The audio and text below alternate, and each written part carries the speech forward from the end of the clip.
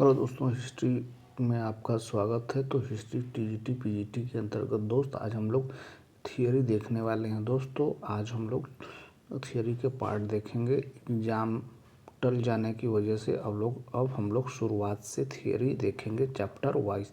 तो पहला चैप्टर है ऐतिहासिक स्रोत।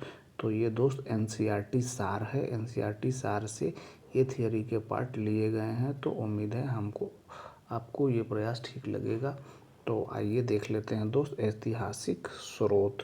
तो ये देखिए ऐतिहासिक स्रोत है, इससे महत्वपूर्ण प्रश्न जो पूछे जाएंगे। तो आइए हम लोग देख लेते हैं। तो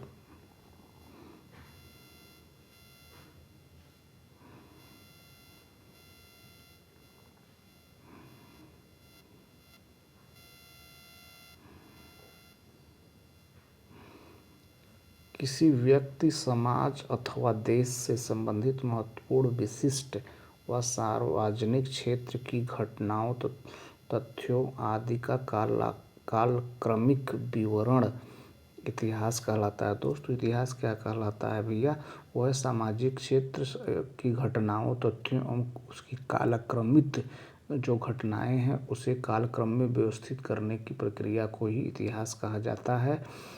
इतिहास किसी समाज विशेष की सामाजिक, सांस्कृतिक, राजनैतिक एवं धार्मिक स्थिति तथा इन स्थितियों में समय के साथ साथ होने वाले परिवर्तनों को भी प्रस्तुत करता है।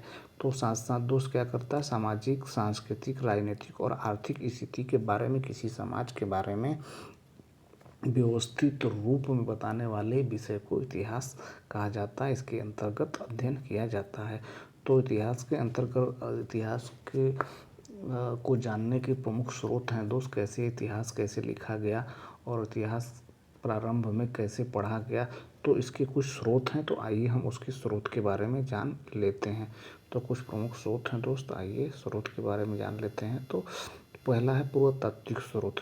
तो इसके अंदर क्या आता है दोस्त? किसी देश अथवा स्थान का इतिहास जानने के लिए तथा उसके उचित विश्लेषण में पुरातात्विक साक्ष्यों व स्रोतों की महत्वपूर्ण भूमिका होती है। पुरातात्विक साक्ष्यों के अंतर्गत अभिलेख आते हैं दोस्त, सिक्के आते हैं, स्मारक आते हैं, भवन, मूर्तियाँ और बर्तन आते हैं आदि शामिल किए जाते हैं। अधिकांश पुरातात्विक साक्ष्य प्राचीन टीलों की खुदाई से प्राप्त किए जाते हैं मित्र। टीला धरती की सतह के उस उभरे हुए भाग को कहते हैं जिसके नीचे पुरानी बस्तियों के अवशेष विद्यमान होते हैं। ये कई प्रकार के हो सकते हैं, जैसे एकल सांस्कृतिक, मुख्य सांस्कृतिक और बहुसांस्कृतिक। ठीक है दोस्त, प्राचीन टीले अथवा स्मारकों का उत्खनन कर वहां से प्राप्त वस्तुओं व कलाकृतियों के आधार पर क्रमिक ऐतिहासिक विश्लेषण करना पुरातात्विक विज्ञान, आर्कियोलॉजी कहलाता है।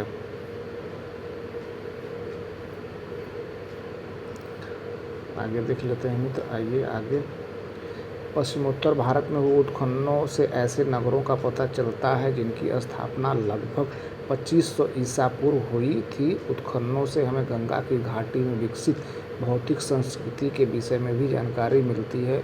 उस समय के लोग किस प्रकार की बस्तियों में रहते थे, उनकी सामाजिक संरचना कैसी थी, वे किस प्रकार के मित्र भांड उपयोग करते थे, किस प्रकार के घरों में रहते थे, भोजन में किन अनाजों का उपयोग करते थे और किस प्रकार के औजार तथा हथियारों का प्रयोग करते थे। तो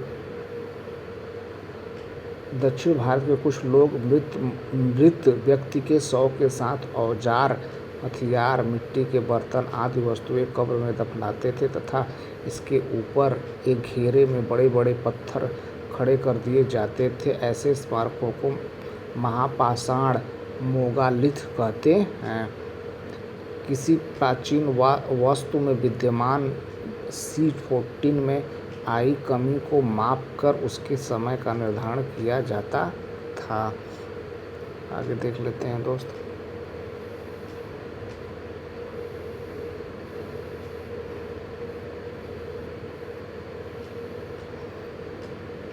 ये देखिए, रेडियोकार्बन डेटिंग एक ऐसी विधि है जिसके द्वारा यह पता लगाया जाता है कि कोई वस्तु किस काल से संबंधित है। रेडियोकार्बन या कार्बन-14 कार्बन का रेडियोधार्मिक एक्टिव समस्थानिक आइसोटोप है जो सभी सजीव वस्तुओं में विद्यमान होता है।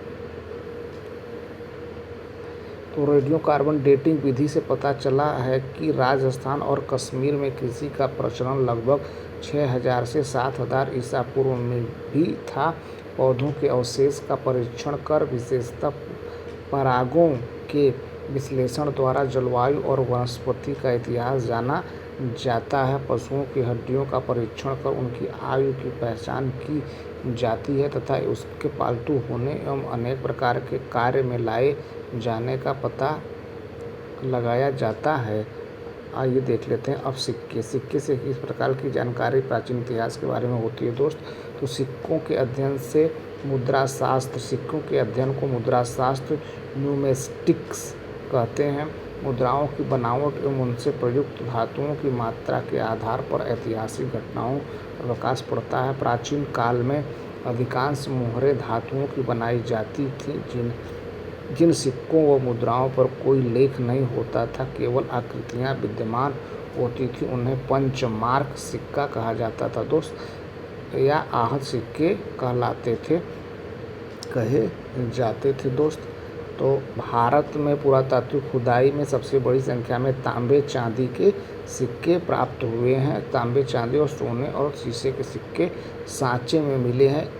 इनमें से अधिकांश सांचे कुषाण काल के अर्थात ईसा की आरंभिक 3 शताब्दियों से संबंधित हैं। भारत में मिले आरंभिक सिक्कों पर प्रतीक चिन्ह मिले हैं, परंतु बाद के सिक्कों पर राजाओं और देवताओं के नाम तथा तिथियां अंकित मिलती हैं। सिक्कों पर लेख व तिथियां उत्कीर्ण करने की परंपरा सर्वप्रथम यूनानी शासकों ने प्रारंभ की। सिक्कों का प्रयोग दान दक्षिणा, खरीद बिक्री और वेतन मजदूरी आदि के भुगतान में होता था, इसलिए सिक्कों की आर्थिक इतिहास के अध्ययन में भी महत्वपूर्ण योगदान है। भारत में सर्वाधिक सिक्के मरणोत्तर काल के मिले हैं जो विशेषतः शीशे, प्लेटिन, तांबे, कांसे, चांदी और सोने के से निर्मित हैं। आगे देख लेते हैं मित्र।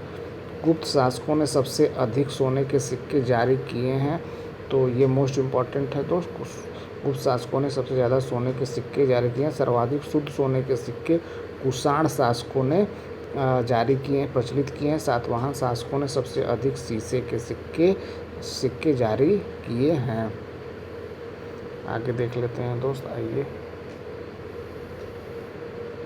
अभिलेख से क्या जानकारी मिलती है दोस्त, आइए समझ लेते हैं। तो अभिलेखों से क्या जानकारी प्राप्त होती है दोस्त। अभिलेखों से तो अभिलेख सिक्कों से अत्यधिक महत्वपूर्ण हैं। इनके अध्ययन को पूरा लेखाशास्त्र एपिग्राफी कहते हैं।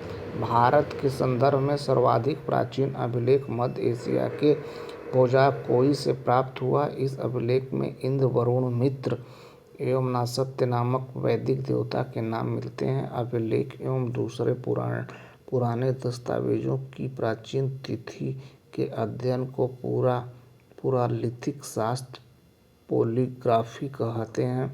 अभिलेख मोहरों, प्रस्तर स्तंभों, स्तूपों, चट्टानों और ताम्रपत्रों पर मिलते हैं तथा इनके अतिरिक्त मंदिर की दीवारों, ईंटों व मूर्तियों पर भी मिलते हैं। आरंभिक अभिलेख प्राकृत भाषा में हैं तथा ये ईसा पूर्व 3री शताब्दी के हैं। अभिलेखों में संस्कृत भाषा ईसा की 2री सदी से मिलने लगी तथा 4वीं-5वीं सदी में इसके सर्वत्र व्यापक प्रयोग होने लगा।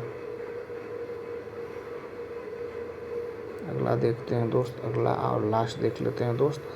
अगला क्या है भैया, प्राचीन इतिहास के स्रोत कौन कौन से हैं। तो पहला है साहित्यिक स्रोत दोस्त, दूसरा है विदेशी यात्रियों के विवरण और तीसरा है पुरातात्विक साक्ष्य। तो साहित्यिक विवरण में क्या है दोस्त, इसमें है पहला धार्मिक साहित्य, तो दूसरा है लौकिक साहित्य। धार्मिक साहित्य में आपका क्या क्या आता है दोस्त, तो धार्मिक साहित्य में देखिए, धार्मिक साहित्य में क्या क्या आता है। धार्मिक साहित्य में आता है ब्राह्मण साहित्य और दूसरा ब्राह्मणोत्तर साहित्य, मतलब एक ब्राह्मण साहित्य और एक ब्राह्मणोत्तर, ब्राह्मणों काल के बाद के हैं। तो ब्राह्मण साहित्य में पहला आता है वेद, दूसरा उपनिषद, तीसरा आरण्यक और फिर पुराण, फिर स्मृति, फिर रामायण, फिर महाभारत। और ब्राह्मणोत्तर साहित्य में बौद्ध ग्रंथ और जैन ग्रंथ शामिल किया गया है। अब आइए देख लेते हैं विदेशी यात्रियों के विवरण में क्या क्या है दोस्त। तो ऐतिहासिक ग्रंथ जो कि विभिन्न राजाओं द्वारा लिखे गए हैं, जीवनी ग्रंथ और कल्प साहित्य, कल्प ग्रंथ, पुरातात्विक शास्त्र में अभिलेख हैं दोस्त, मुद्राएं हैं और स्मारक भवन है, मूर्तियाँ और चित्रकला है, जिससे प्राचीन इतिहास के बारे में जानकारी मिलती है। तो विदेशी यात्रियों के विवरण के बारे में कौन कौन से हैं दोस्त। तो यह यूनानी लेखक, चीनी लेखक और अरबी लेखक। तो चीनी लेखक में कौन कौन से हैं दोस्त। तो यह है फाहियान, सुंग, ह्वेनसांग और इत्सिंग हैं। ठीक है दोस्त। अब आइए आगे देख लेते हैं दोस्त, आइए आगे देख लेते हैं। तो ये देखिए और प्रमुख लेखकों में क्या है, टीसीएस है जो दोस्त ईरान का था। हेरोडोटस इतिहास पिता कहा जाता है। सिकंदर के साथ आने वाला विद्वान नियार्कस, अनेस्क्रिटस एवं अरिस्टोबुलस है। मेगस्थनीज इंडिका का लेखक है दोस्त। डायमेकस बिंदुसार के शासनकाल में भारत आया था और ये चंद्रगुप्त मौर्य के शासनकाल में आया था। डायमेकस अशोक के शासनकाल में। टालमी ज्योग्राफी के लेखक हैं दोस्त। और प्लिनी नेचुरल हिस्टोरिका नामक पुस्तक इन्होंने लिखा है। आगे आइए देख लेते हैं दोस्त, आगे आइए देख लेते हैं।